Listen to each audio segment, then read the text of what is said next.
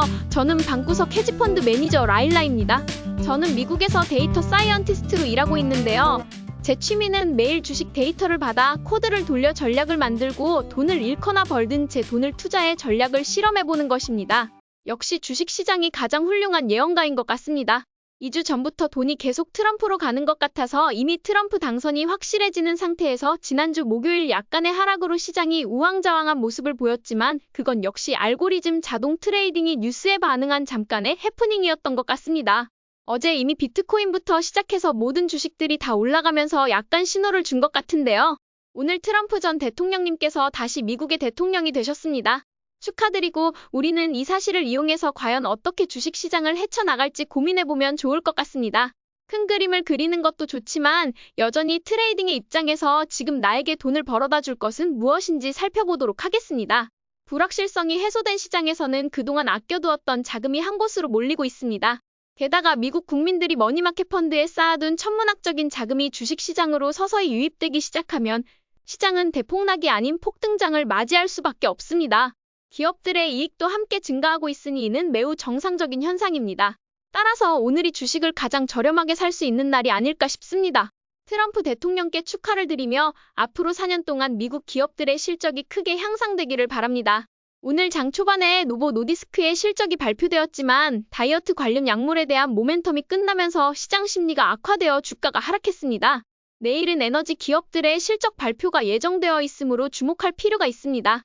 또한 내일 파월 연준 의장의 금리 정책 발표가 예정되어 있지만 현재 대통령과 상원이 공화당 소속이며 하원도 공화당이 우세한 상황에서 금리 변동의 필요성은 크지 않을 것으로 보입니다. 이러한 정치적 구도가 형성되면 대통령의 정책이 원활하게 추진될 수 있어 법인세 인하 등으로 미국 경제에 긍정적인 영향을 미칠 것으로 예상됩니다. 오늘도 먼저 시장의 방향을 알아보기 위해서 주요 지수부터 살펴보도록 하겠습니다. 먼저 뱅크 오브 아메리카에서 공유한 자료부터 살펴보면 대선일 다음날 상승하면 그 이후 2주 동안 계속 상승한다는 데이터가 있습니다. 1966년부터의 상승 사례를 보면 그때는 거의 100%의 확률로 오늘부터 2주 동안 계속 상승했죠. 이는 오늘 엄청난 상승을 보였으니 앞으로 2주 동안 또 상승하고 연말에도 계속 딸릴 것이라는 전망입니다. 그렇기 때문에 오늘 아침에 너무 많이 올랐나 했지만 두려움을 이기고 투자하신 분들께 축하드립니다. 저는 오늘 하루 종일 매수를 계속한 것 같습니다. S&P 500 지수가 드디어 사상 최고치를 돌파하며 5,900선에 도달했습니다. 일부 투자자들은 현재 주가 수준이 과도하다고 생각할 수 있지만 미국 기업들의 실적이 이를 뒷받침하고 있습니다. 특히 트럼프 대통령이 법인세를 인하할 경우 기업들의 마진이 더욱 개선되어 이익 증가와 주가 상승이 예상됩니다. 어제 상승 모멘텀 신호를 확인하고 S&P 500 ETF인 VOO를 매수하길 잘한 것 같습니다. 나스닥 지수는 2주 전에 정고점을 약간 돌파한 후 다시 하락했지만 오늘은 시가부터 정고점을 완전히 돌파하며 상승세를 보였습니다. 이는 나스닥이 주도하는 장세가 돌아왔음을 시사합니다. 어제부터 단기 모멘텀을 넘어 상승 신호가 나타났기에 QQQ와 TQQQ를 매수한 것이 다행이라고 생각합니다. 역시 시장이 폭발하기 전에 나스닥이 먼저 상승을 보이는 모습을 보이니 현재 실적들도 좋게 나오고 이제 나스닥이 주도하는 장세가 드디어 시작되었다고 생각합니다. 다우지수는 11월 8일 엔비디아의 공식 편입을 앞두고 이미 상승세를 보이고 있습니다. 엔비디아의 편입으로 다우지수는 더욱 상승할 것으로 예상됩니다. 특히 트럼프 대통령의 정책에 따라 산업 관련 주식들이 계속해서 상승할 조짐을 보이고 있습니다. 오늘 중소형주는 그동안 스윙 트레이딩의 관점을 보였으나 오늘은 정고점을 돌파하며 강한 상승세를 나타냈습니다. 저는 이 돌파 시점에 장 초반에 매수하였습니다. 어제 이미 공격적인 상승장의 신호가 보였지만 오늘 S&P 500 나스닥 100 중형주, 소형주 등 주요 지수들이 모두 완벽한 상승세를 보이며 공격적인 상승장이 돌아왔음을 확인할 수 있었습니다.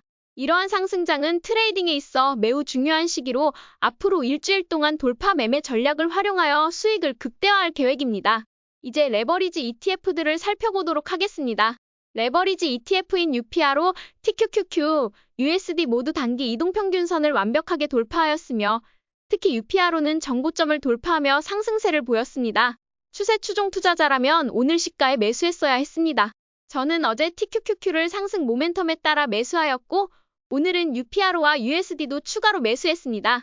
공포지수는 3일간의 하락을 마무리하며 10월 30일부터 11월 5일까지 약 10%의 상승을 보였습니다. 저는 이번 공포 사이클에서 공포 매매를 진행하여 UPRO에서 10%, TQQQ에서 11%의 수익을 실현하고 매도하였습니다. 주요 자산군들을 살펴보겠습니다. 오늘 약간 안타까운 하락을 보인 자산이 있는데 바로 골드입니다. 골드가 현재 단기 이동평균선 아래로 약간 붕괴되었지만 여전히 중기 이동평균선은 지키고 있으며 2023년 11월부터 이어져 온 상승 모멘텀이 있기 때문에 당분간 지켜보는 것이 좋을 것 같습니다. 아직은 더 지켜보고 금리 인하에 따라 상황이 어떻게 변할지 계속해서 지켜보겠습니다. 저는 현재 20년 장기채를 2배로 숏하는 TBT를 계속 보유하고 있습니다. 아직까지 굳이 매도할 이유는 없어 보이며 상승 모멘텀이 이어지는 한 TBT를 롱 포지션으로 유지하고 미국 장기채를 숏 관점으로 바라보는 스탠리 드러켄밀러와 폴 튜더 존스의 관점을 계속 유지하도록 하겠습니다. 비트코인은 오늘 그동안 3월부터 시작된 횡보 기간을 거쳐 완벽하게 돌파했습니다. 역시 오늘 사지 않으면 언제 사겠습니까? 시가에 추가 매수했습니다. 이런 시점에 사지 않으면 의미가 없죠. 그래서 재상승 모멘텀 계좌에 추가 매수했고 스윙 트레이딩 계좌에도 다시 한번 매수했습니다. 현재 비트코인 관련된 주식은 비트코인 자체뿐만 아니라 마이크로스트레지, 로빈후드, 코인베이스가 있는데요. 앞으로 비트코인 관련 주식들이 시장을 이끌어가는 모습을 보일 것 같습니다. 이제 매그니피센트 7과 넷플릭스까지 포함해 총 8개 주식을 살펴보겠습니다. 아마존, 엔비디아, 테슬라 등이 거의 폭발적으로 돌파했습니다. 오늘 구글도 약간 돌파하면서 좋은 모습을 보였고 넷플릭스는 그동안 돌파 후 횡보하다가 오늘 다시 돌파했습니다. 그래서 저는 넷플릭스 추가 매수를 멈추고 지켜볼 예정이며 엔비디아와 아마존, 테슬라는 현재 세계 주식시장에서 이번 공격적 상승장의 리더로 보입니다. 메타는 오늘 마크 저커버그와 트럼프의 관계가 좋지 않다는 이유로 횡보를 보였는데 그래도 50일 이동평균선을 유지하고 있어 나쁘게 볼 수는 없습니다. 그러나 이번 공격적 상승장에서는 리더가 아닌 것 같습니다. 메타는 앞으로 좋을 가능성이 크지만 당분간은 시간을 두고 지켜보는 것이 좋다고 생각됩니다. 테슬라는 차트 패턴 중 컵 위드 핸들의 손잡이를 돌파했습니다. 어제가 정말로 좋은 매수의 기회였던 것 같고 어제 매수하고 오늘 또 매수했다면 좋은 선택이었을 것입니다.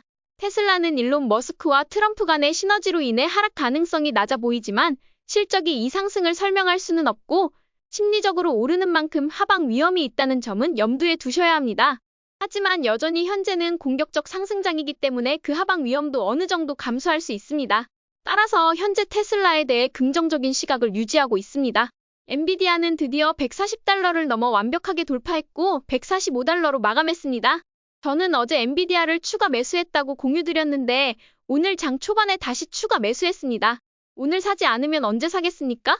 엔비디아는 항상 매수해야 할 주식이라고 생각하며 상방이 열려있어 어디까지 갈지 예측할 수 없습니다. 실적이 지속적으로 좋은 한 긍정적인 심리도 계속 이어질 것으로 보이며 실적 역시 좋게 나올 것이라 기대하고 있습니다. 이제 주목해야 할 섹터와 산업을 주제별로 살펴보도록 하겠습니다. 오늘 자금의 흐름이 아주 뚜렷하게 보였습니다. 헬스케어, 유틸리티, 방어주, 부동산주와 같은 방어적인 자산들만 하락했으며 금융주, 산업주, 커뮤니케이션 서비스, 소비재, 에너지, 테크놀로지 등은 상승세를 보였습니다. 이는 11월 5일부터 시작된 이번 공격적 상승장에서 주도주들이 어떻게 움직일지 보여주는 흐름이기도 합니다. 공격적 상승장에서는 가장 먼저 상승한 주식들이 해당 장세를 이끌어가는 경향이 있습니다. 어제 가장 먼저 상승한 주식은 산업주와 금융주였으며 트럼프가 대통령에 당선되기 전부터 이미 상승세를 보였습니다. 오늘 기술주, 소비재, 커뮤니케이션 서비스, 에너지주 등도 상승을 보였지만 에너지는 변동성이 심해 트레이딩 관점에서 주의가 필요합니다. 나머지 섹터 중에서도 리더 역할을 할 종목들을 지켜보는 것이 좋겠습니다. 오늘 또 한 번 무시무시한 돌파를 보인 주식은 소프트웨어 주식입니다. 저는 9월 초 소프트웨어 주식의 상승 모멘텀을 보고 매수했으며 이후 추가 매수를 계속해왔습니다. 그러다 매수를 멈추었지만 오늘 역대의 정고점을 완벽히 돌파하면서 이번 상승장의 리더임을 보여주었습니다. 만약 어떤 주식을 살지 고민이 되신다면 소프트웨어 주식들을 공부해보는 것도 좋을 것 같습니다.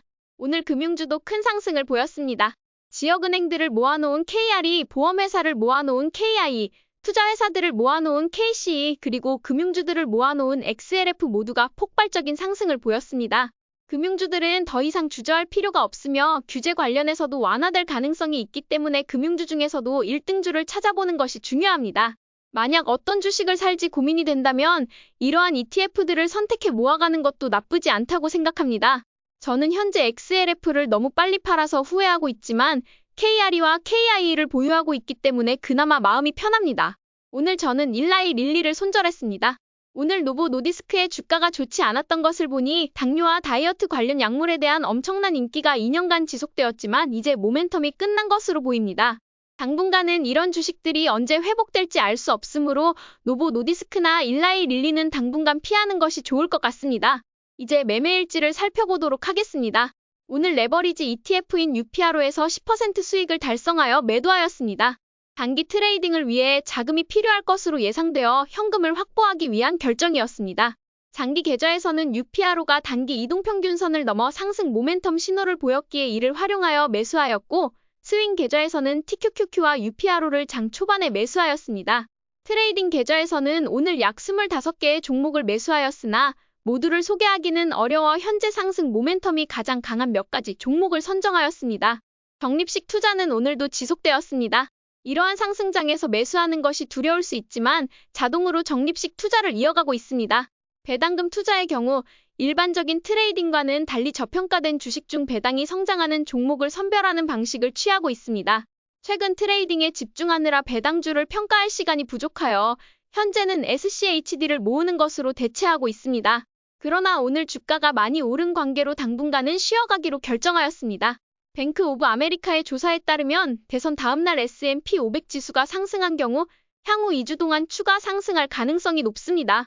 따라서 오늘 바쁘거나 두려움으로 인해 매수하지 못하신 분들은 현재 시장의 주도주인 소프트웨어, 비트코인 관련주, 금융주 중에서 선도 기업을 선정하여 매수하는 것이 좋습니다.